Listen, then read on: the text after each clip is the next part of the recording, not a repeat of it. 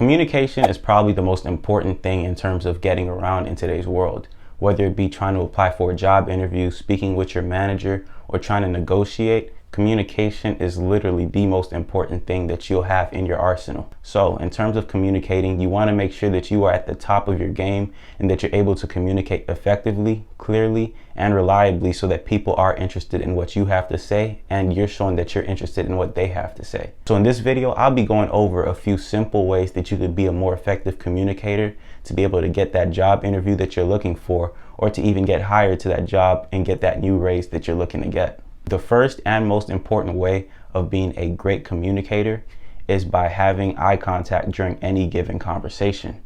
Eye contact not only shows that you're paying attention, but it also shows that you're not lost, that you're actually pretty reliable, and that you're really listening and interpreting the information being given to you. Although that might not always be the case, it's definitely a good booster for you to start off with, because you don't want to be looking around the entire room looking lost the entire time you're giving questions during a job interview, or the entire time that you're trying to show somebody that you're really good for the position. During any conversation, making eye contact also shows that you're really interested in what has to be said, because looking down at the floor or looking up at the ceiling just shows that you're ready to leave, you don't care what's going on, and that you just want to get this over with, which makes you much less of a great candidate as opposed to the other person who probably is making eye contact.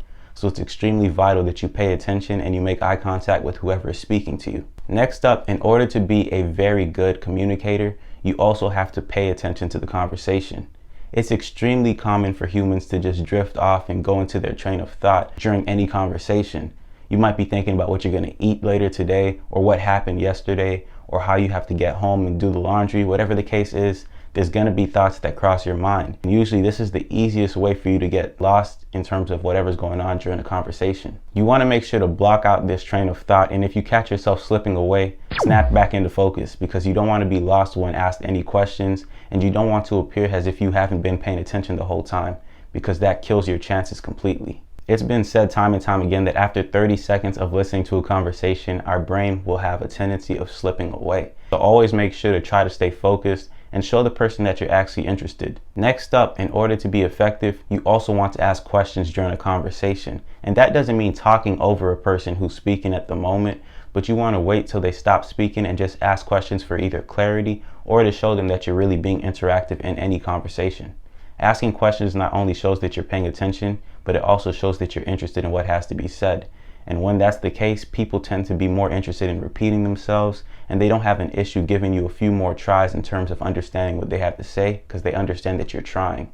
For me personally, in college, it's extremely important that when you speak to your professor, you ask them questions after they tell you the details. And by doing this, they're a bit more flexible in terms of how they'll grade you, because they see that you're putting in the effort to understand what's being said. Next up, if you are the speaker in a conversation, it's important that you make the conversation interesting for whoever is listening, because just like I mentioned earlier, it's extremely common for anybody's mind to slip away after 30 seconds of listening. So you want to make sure to make it a bit more interesting, just like a YouTube video. If you have a long, boring video with no cuts, no B-roll footage, or anything at all, the chances are your audience will click off the video and leave, dropping your attention completely. And that's the same for a real-life conversation.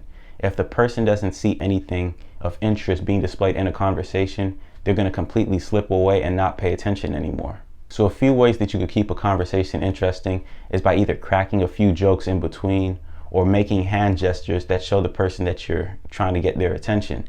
And by doing this, every time you make a few gestures or bust out a few jokes, their mind completely resets, and that 30 seconds just got renewed.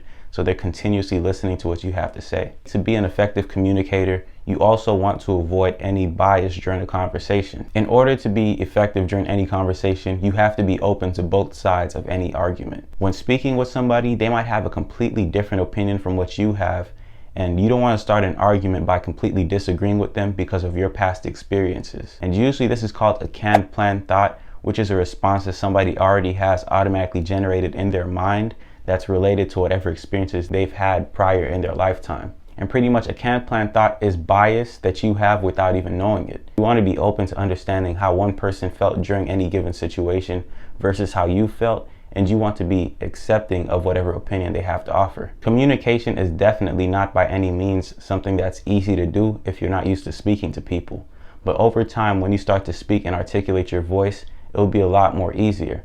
With a key point that you have to do in order to be effective, be sure to speak clearly, articulate, make sure that your words are being pronounced properly, and you just want to be as straightforward as possible to avoid miscommunication. Overall, if you manage to follow these tips, I can almost guarantee you that you'll be an effective communicator. And if you still somehow feel uncomfortable speaking to people, try practicing in front of a mirror or record yourself on a YouTube video just like I'm doing right now. And this will probably help you in terms of seeing how you look when you're talking or how you're moving your mouth and articulating your words when speaking. So if you guys did enjoy this video, please be sure to subscribe to the channel, as it truly helps me and I would really appreciate it. And smash the like button on this video if you want to see more videos about communication or finance in general. See you, chump.